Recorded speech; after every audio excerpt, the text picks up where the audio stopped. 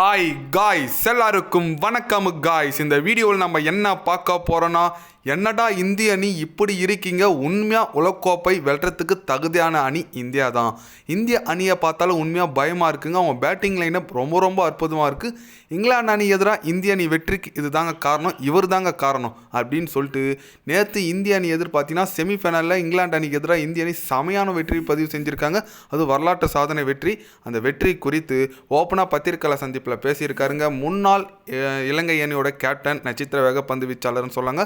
முன்னாள் மும்பை இந்தியன்ஸ் அணியோட நட்சத்திர வேகப்பந்து வீச்சாளர் கூட சொல்லலாம். லசித் மலிங்கா பார்த்தீங்கன்னா அதிரடியாக பேட்டி கொடுத்துருக்காரு. என்னதான் அவங்க டீம் வெளியே போயிருந்தாலும் இந்திய அணிக்கு ஆதரவாக சில பல பேட்டிகள் கொடுத்துருக்காரு. அவர் என்ன பேசினார், ஏது பேசினார் சொல்லிட்டு வீடியோ டீட்டெயிலாக பார்க்கலாம். அதுக்கு முன்னே நீங்கள் நம்ம சேனலுக்கு புதுசாக வந்திருந்தீங்கன்னா ஒரு சப்ஸ்கிரைப் மட்டும் பண்ணிவிட்டு வாங்க, வீடியோக்குள்ளே போகலாம். ஆமாங்க, லசித் மலிங்கா அவர் என்ன சொன்னார்னு கேட்டிங்கன்னா, உண்மையாக இலங்கை அணி இறுதிப் போட்டிக்கு நான் போகும்னு நினச்சேன், பட் போகலை. எனக்கு ரொம்ப கஷ்டமாக இருக்குது. இருந்தாலும் இந்திய அணி பற்றி நான் சொல்லி ஆகணுங்க. என்ன பேட்டிங் லைனை வச்சுட்டு இருக்காங்க, போலிங்கும் சரி பேட்டிங்கும் சரி. நேற்று ஃபீல்டிங் தான் அவங்களுக்கு கை குத்துச்சா நான் நினைக்கிறேன். அது மட்டும் இல்லாமல் பும்ரா போட்ட அந்த 2 ஓவர் மேட்சே மாற்றிச்சிங்க. உண்மையாக பும்ரா, ஹர்திக் பாண்டியா டெத்தில் போட்ட அந்த 3 ஓவர் மட்டும்தான் அவங்க வெற்றிக்கு காரணமாக நான் நினைக்கிறேன். அதே போல் அக்சர் பட்டேல் அவரோட கேட்ச் ஃபீல்டிங் ரொம்ப சூப்பராக இருந்துச்சு. நம்ம சூரியகுமார் யாதவோட கேப்டன்ஷிப் ரொம்ப அற்புதமாக இருந்துச்சுங்க. உலகில் மிக ஆபத்தான அணி இந்தியா தான். இந்திய அணியை பார்த்து மற்ற அணிகளாக கண்டிப்பாக பயப்படுவாங்க. ஏன்னா அந்த அளவுக்கு ஒரு தரமான டீமாக இருக்காங்க. அது மட்டும் இல்லாமல் இந்திய அணி இந்த முறை கோப்பை வெல்லுங்க. ஏன்னா கோப்பை வெல்றதுக்கான தகுதி எல்லாமே இந்திய அணிக்கு இருக்குது தான் நான் நினைக்கிறேன்.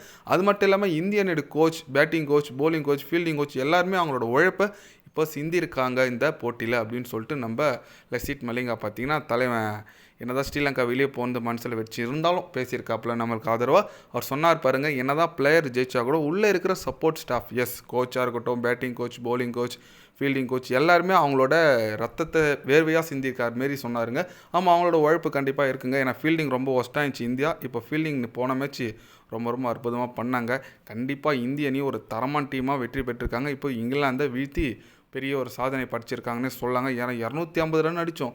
எப்படியே ஜெயிச்சிடலாம்பா, 253 தான் அடிச்சுட்டுமே நினைப்போம். ஆனால் இங்கிலாந்து அணி செம்ம சேசிங் கொடுத்தாங்க. கடைசியில் ஒரு 7 ரனில் தான் நம்ம தோற்றோம். அதனால் கண்டிப்பாக ரொம்ப ஒரு இதே கடைசி ஒரு 20 ரன்லாம் இருந்துச்சுன்னா துபாயை பிரித்து பார்த்துட்டு இருப்பாங்கன்னே சொல்லலாம். ஓகேங்க, இந்திய அணி சூப்பராக வெற்றி பெற்றாங்க. Go to the semi-final.